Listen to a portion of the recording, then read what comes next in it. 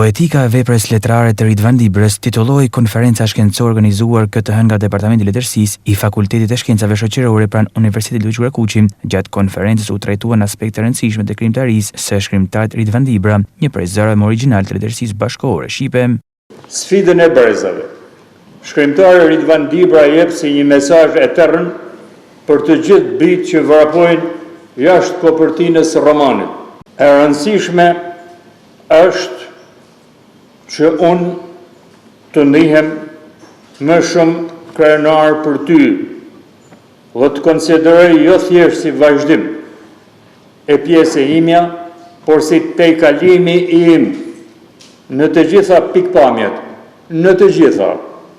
Ky libër është distancë kohore mes brezhnish që merren vesh në heshtje, në hapësirën universale të Homo sapiensit sotëm, me një kënim të kërcënuar nga vrimat shpellore në shtresat me shtjellëse të ozonit të shpirtit. Qëllimi i kësaj konference është të nxjerrë në pa vlerat artistike të veprës letrare të këtij autori në kontekstin e letërsisë shqiptare.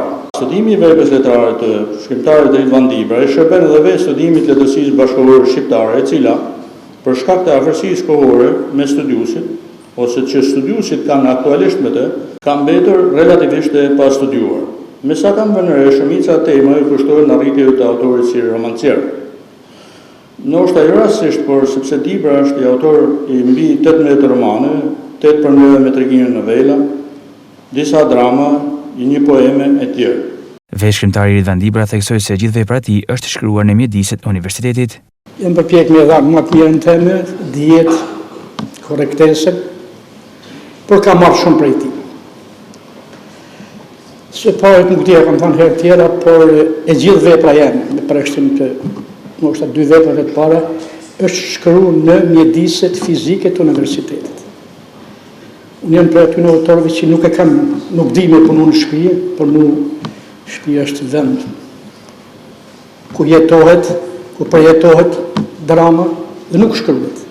Nuk kam gjendë asnjëherë me krijuar në shtëpi. Dhe gjithë vepra jam është realizuar në universitet. Në fillim tek rektorati kur isha përgjegjës kulture dhe më vonë në mjediset e katedrës këtu, fakultetit. Në këtë konferencë të ndarën e 2 sesione merrnin pjesë studiues dhe pedagog nga Shqipëria, Kosova dhe Malizi.